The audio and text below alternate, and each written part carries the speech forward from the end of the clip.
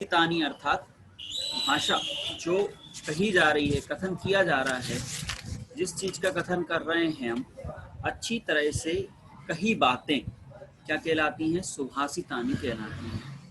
सुभाषितानी का शब्द आप लोगों ने 6वीं 7वीं कक्षा में 8वीं कक्षा में भी पढ़ा होगा इसका अर्थ। ठीक है, ये सभी श्लोक आपको 6वीं 7वीं कक्षा से ही पढ़ाए जा रहे हैं।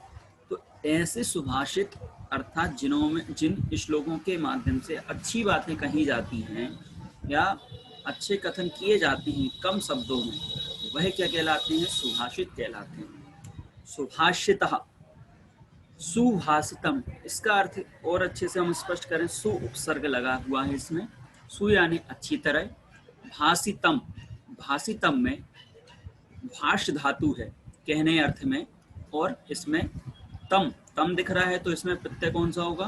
कित प्रत्यय लगा हुआ है नपुंसक लिंग में। ठीक है, भाषितः अगर विसर्ग लगा होता तो इसमें प्रत्यय कौन सा होता? कित प्रत्यय होता, लेकिन पुल्लिंग में। भाषिता लिखा होता, आ की मात्रा दीर्घ लगी होती तो स्त्रीलिंग में होता, और भाषितम लिखा है इसलिए पुंसलिंग में, नपुंसक लिंग में इसका प्रयोग किया गया है। तो जहां पर भी हलंत वाले शब्द ऐसे आते हैं वो नपुंसक लिंग में प्रयोग किए जाते हैं। देखो ये नीचे लिखा है सुसुष्ठु भाषितम, जो तम लिखा है ना यहाँ पर, ये तम दिख रहा है जो, ये तम शब्द क्या है?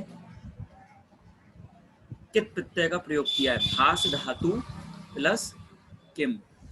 ठीक है, तो सुभाषितम का अर्थ समझ में आ गया सभी को। सुभाषित का अर्थ क्या है? सु अर्थात अच्छी तरह से, भाषितम मतलब कथितम, कथितम मतलब कहा गया, जो अच्छी तरह से कहा जाता है वह सुभाषित कहलाता है। क्लियर सभी को? विशाल क्लियर है सभी को? थम दिखाते जाया करो बेटे, है ना।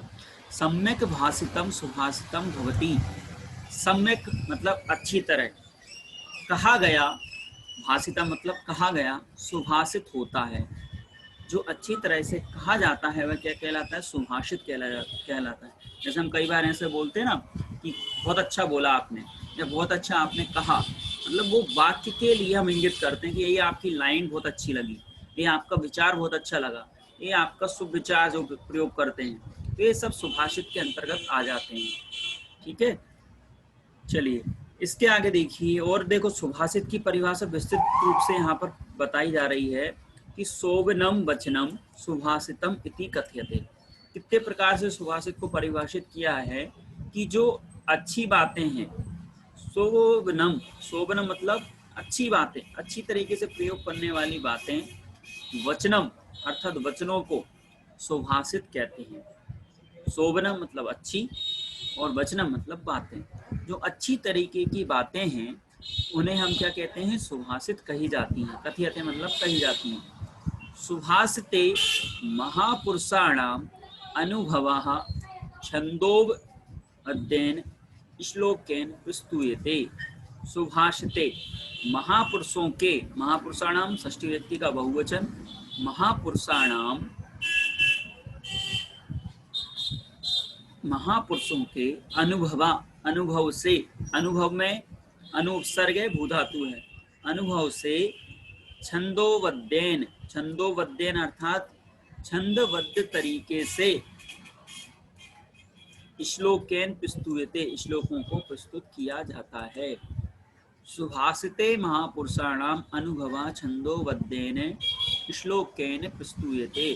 सुभाषित में महापुरुषों के अनुभव से जो छंदबद्ध करके, अब छंदबद्ध क्या कहलाता है? देखो हमने आपको 8वीं कक्षा में बताया है कि छंद बहुत सारे प्रकार के होते हैं। देखो कुछ बच्चे लिखते नहीं है, ये सबसे आदत खराब होती जा रही है शायद आप लोगों की। बेटा आप कोई भी पॉइंट नोट किया करो, जो चीज़ समझ में नहीं आती पूछा करो, नहीं तो ये चीज़ तो आपकी परीक्षा में पूछी जाती तो आप सोचते हैं कि हमें तो ये पढ़ाई नहीं गई है, बताई नहीं गई है। तो इस पर थोड़ा सा विशेष रूप से ध्यान रखा करो, लिखते जाया करो छोटी छोटी चीज़ें।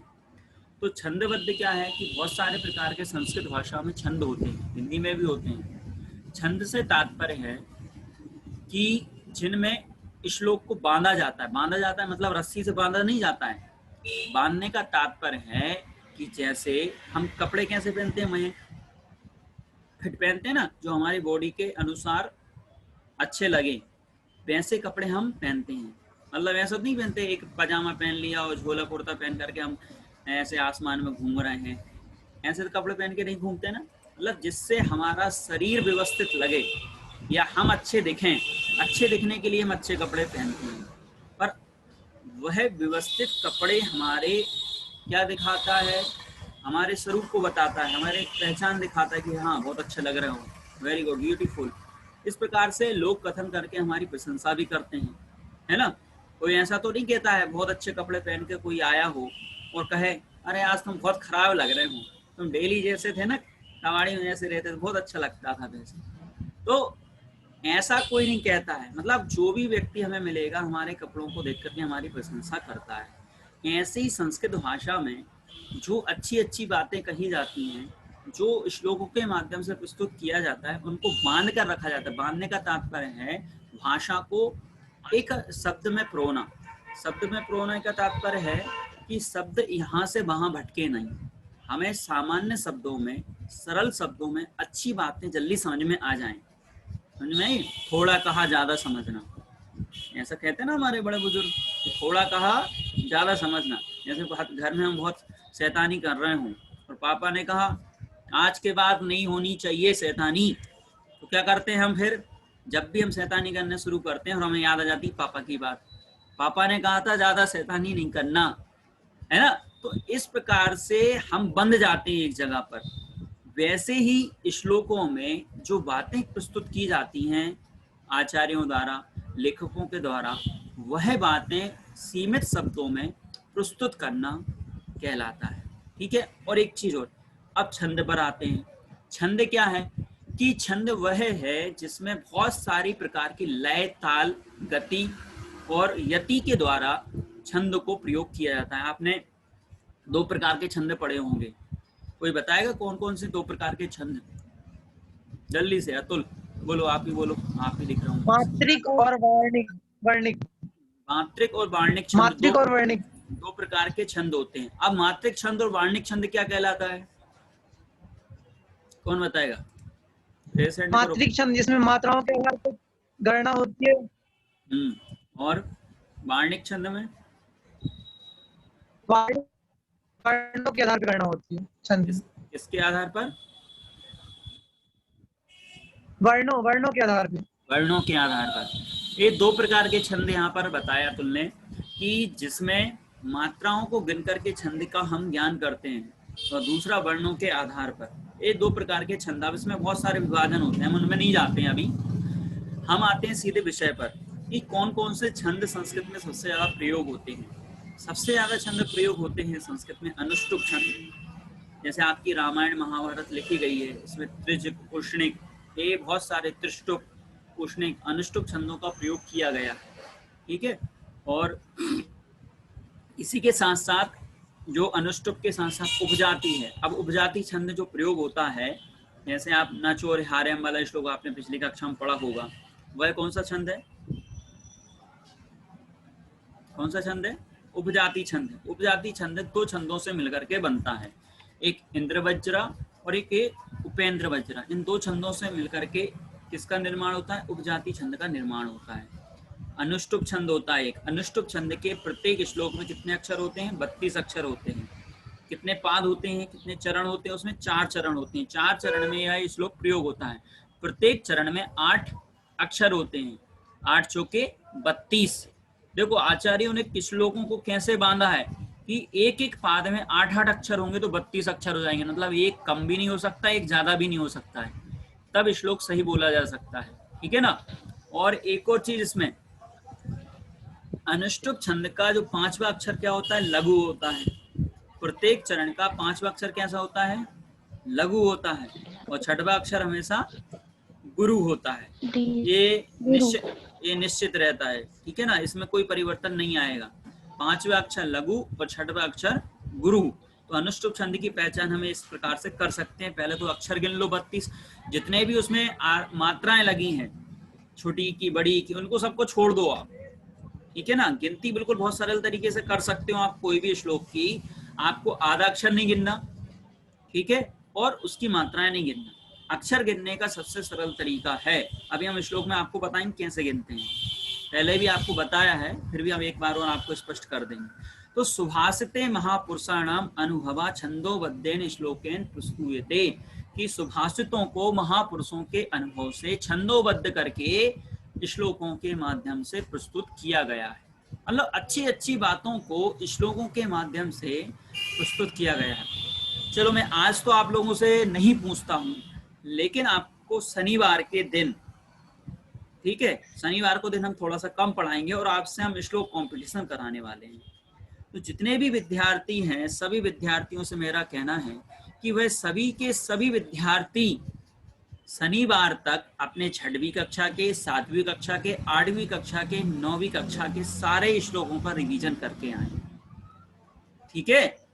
और उसमें हम ऐसा भी कर सकते हैं कि अंतिम अक्षर आए तो उस अंतिम अक्षर से कौन सा श्लोक प्रारंभ हो सकता है, वो श्लोक कौन सुनाएगा, ठीक है, कौन कितने सारे श्लोक याद करके सुना सकता है।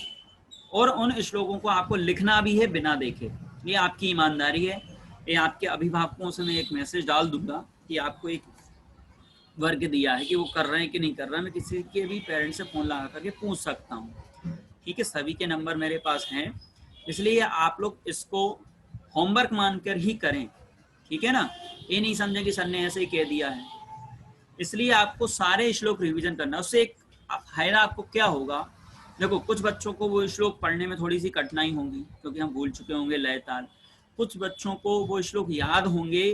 तो आपको एक चीज और देखना है उस श्लोक में कि जो श्लोक हम वाचन कर रहे हैं उस श्लोक के द्वारा दूसरे श्लोक की लय भी इससे मिलती है कि नहीं मिलती है। तो इससे आपको दूसरे श्लोकों को पढ़ने में भी आसानी होगी जो आपने पढ़े भी नहीं है, भूल गए हो। तो ये आपको रिवीजन करना है। लगभग आपके कितने श्लोक होंगे तो ये बता सकता है? 6वीं से लेकर के अभी 9वीं तक कितने श्लोक आपकी पुस्तक में मिल सकते हैं? लगभग 300 से 350 श्लोक आपने पढ़ चुके हैं। 500, ठीक है ना। आगे पीछे ज्यादा भी हो सकते हैं। लगभग 300 350 श्लोक आपके पाठ्यक्रम में आप पढ़ चुके हैं। तो उनको आपको रिवीजन करना है, आलस्य नहीं करना है। आलस्य करोगे तो वो चीजें आपको कभी नहीं आने वाली हैं। और आगे जो 10वीं के श्लोक हैं वो 9th की पुस्तक से ज्यादा सरल, इस बात का ध्यान रखना। आप 9th पढ़ के आए हो तो 9th में बहुत कठिन कठिन श्लोक हमने पढ़े हैं, पर उससे भी ज्यादा सरल 10वीं की पुस्तक में है, इसलिए आपको बहुत आसानी से ये पढ़ सकते हैं। तो ये समझ में आई बात। छंद, हम छंद की चर्चा अभी यहाँ विस्तार से नहीं कर रहे हैं। बहुत लंबी छंद है, बहुत सारे छंद होते हैं, सबके अक्षर मात्राएं सब में अलग अलग होते हैं, सबकी पहचान अलग अलग होती है। लय ताल यदि आपको समझ में आ गई है प्रत्येक श्लोक की तो आप कोई भी श्लोक पढ़ोगे और बहुत आनंद आएगा। चलिए, तादृशानी, आगे देखिए, तादृशानी कानिचित सुवासितानि अत्र वर्तन्ते। तादृशानी अर्थात वैसे ही, तादृशानी मतलब वैसे ही, कानिचित, कानिचित मतलब होता है कुछ, ये अव्यय है, कुछ, सुभाषितानी सुभाषितों को, अत्र मतलब यहाँ, वर्तन्ते मतलब दिए गए, प्रस्तुत किए गए। ठीक है, कौन कौन से श्लोकों को प्रस्तुत किया जा रहा है? सतीश कुछ कह रहे हैं, बोलिए सतीश। सेंड किया है आपने सतीश कुशवाहा।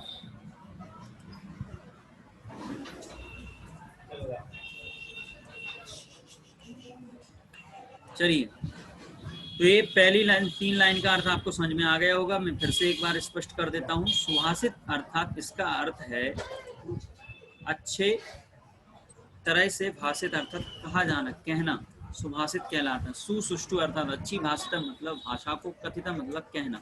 सम्यक भाषितम सुभाषितम भवति, अच्छी तरह से कहना सुभाषित कहलाता है। सोविनम वचनम, अच्छे वचनों को कहना सुभाषित कहलाता है।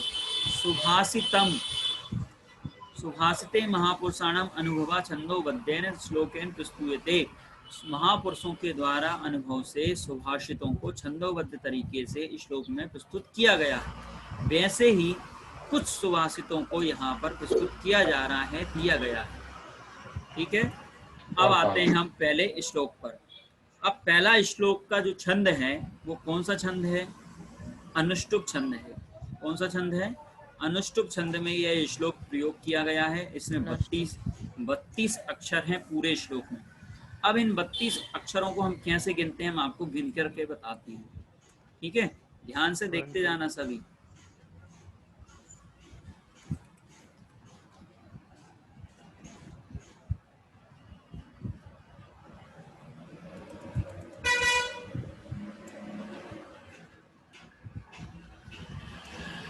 स्क्रीन बढ़ेगी, दिखेगा आपको श्लोक।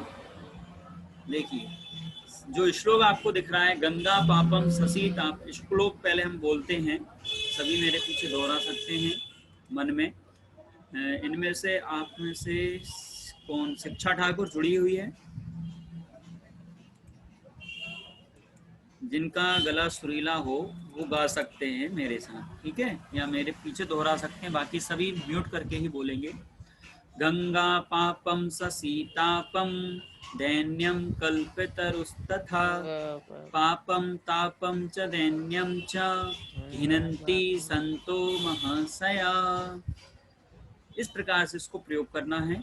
आप सबसे पहले तो इसमें कॉमा लगा लीजिए कहाँ पर आपको रुकना है, ठीक है।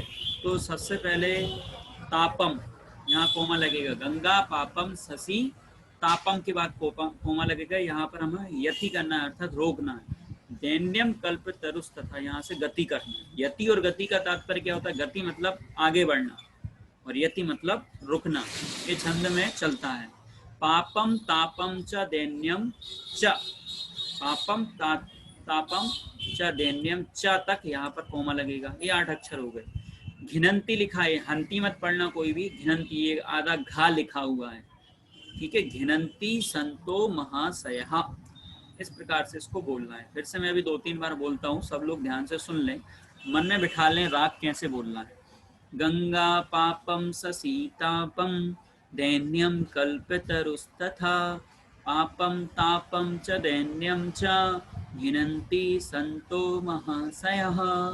गंगा पापम ससीतापम दैन्यम कल्पितरुस्तथा पापम तापम च दैन्यम च घिनन्ति संतो महाशयः। कोई बोल करके बताएगा?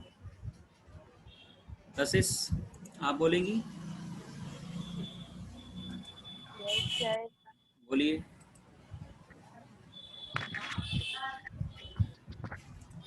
गंगा पापम ससीतापम दैन्यम कल्पतरुस्तथा पापम पापम तापम च दैन्यम च घंति संतो महाशया। घिनंती, घिनंती घा है ना, घा बोलना उसको। हाँ सुमिता साठी आप बोलो। गंगा पापम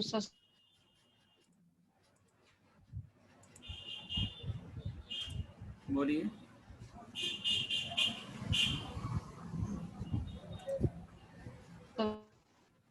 गंगा पापम ससीतापम दैन्यम कल्तुस्थिता पापम तापम च दैन्यम च घनन्ति संतो महाशया। देखिए कल्प तरुस, यहाँ पर तोड़ करके पढ़ना है, थोड़ा सा आप लोग ध्यान रखें। क्या लिखा है? कल्प लिखा है, ठीक है। कल्प, कल्प वृक्ष होते हैं ना, कल्प। तरु, तरु मतलब वृक्ष, तो साग क्या हो जाएगा? तरहु, विसर्ग लग जाएगा सा का, ठीक है। तरहु तथा, ये विच्छेद हो जाएगा, यहाँ विसर्ग संधि है, तरहु तथा, ठीक है। कल्प तरु तथा। गंगा पापम ससीतापम दैन्यम कल्पितरुस्तथा पापम तापम च दैन्यम च घिनन्ति संतो महाशयः, ठीक है। इस प्रकार से दोहराना है, सभी को मन में दोहराते जाइए सभी, ठीक है। 2-3 बार पढ़िए आप लोग स्वयं। चलो दीपक कुर्मी आप बोलिए। दीपक कुर्मी, दीपक कुर्मी बोल रहे सर 2 मिनट।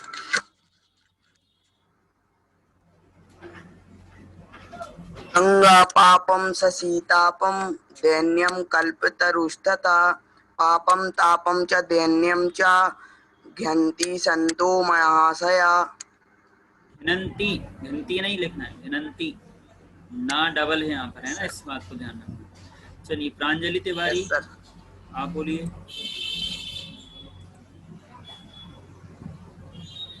गंगा पापम ससीतापम दैन्यम कल्पितरुस्तथा पापम तापम दैन्यम च घनन्ति संतो महाशया। अंतिम लाइन फिर से बोलिए आप।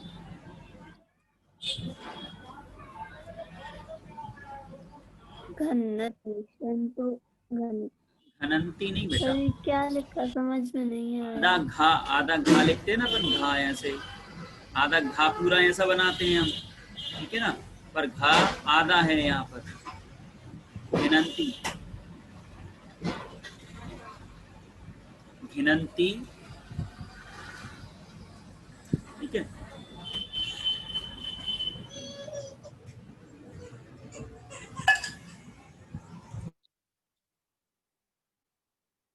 घिनंती बोलेंगे उसको, घिनन, घिनन बोलो, घिनंती, घिनंती, घिनंती, घिनंती।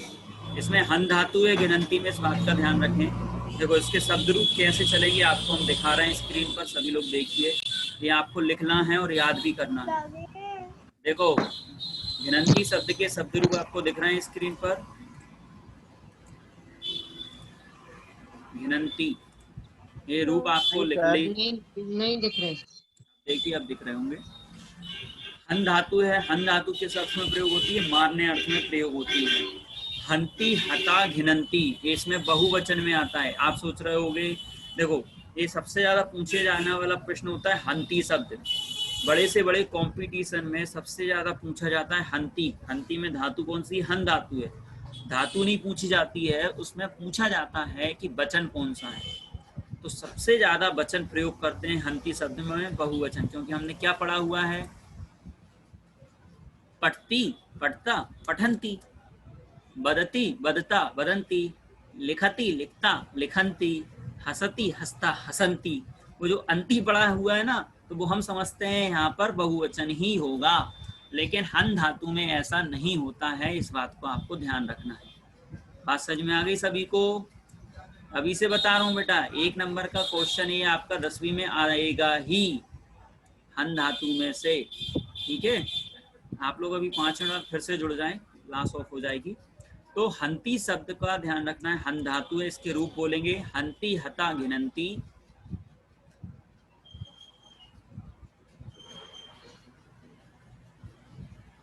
प्रांजलि आप दोहराते जाइए, हंती, हता, घिनंती।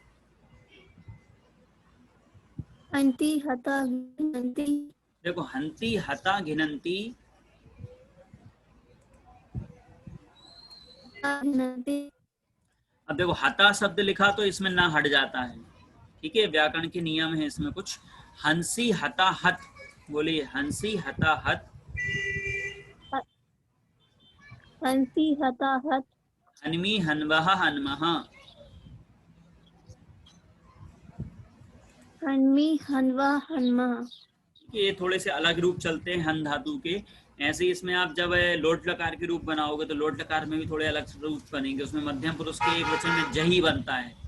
क्या बनेगा? जाही। अब जही शब्द में सब लोग सोचेंगे धातु कौन सी, जय होगी या जी होगी, पर जह, जही शब्द में धातु है हन धातु। ऐसे घिनंती शब्द में धातु कौन सी है?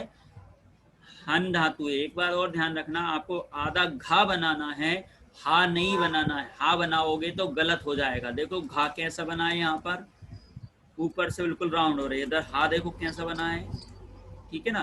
तो इस चीज को आपको ध्यान रखना है, ठीक है। लिखते समय इन चीजों को ध्यान रखना है। विसर्ग कहाँ लगते हैं आपको पता ही है, वर्तमान काल में 4 विसर्ग आते हैं, द्विवचन के 3 में आते हैं और बहुवचन उत्तम पुरुष में आते हैं, ठीक है। तो ये ध्यान रखना है, बाकी कहीं पर भी विसर्ग नहीं आता है, ठीक है। अति, अता, अंति पढ़ते हैं हम, वही प्रत्यय इसमें लगे हुए हैं लेकिन थोड़ा सा अलग करके। हंती, हता, घिनंती, हंसी, हता, हत, हनमी, हनवहा, हनमा। हंती, हता, घिनंती, हंसी, हता, हत, हनमी, हनवहा, हनमा। 10 बार बोलोगे आप, अपने आप याद हो जाएंगे।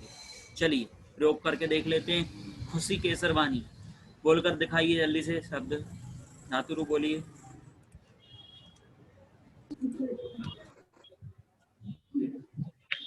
हंती, हता, घनंती, हंसी, हताहत, हनमी, हनवा, हनमा।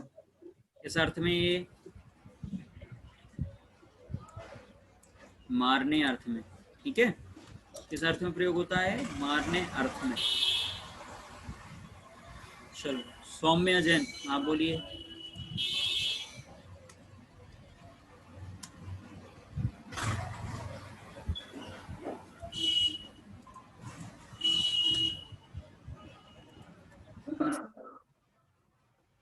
सौम्या, लगता है सोम घर के काम करने चली गई सौम्या जैन। प्रशांत नागी।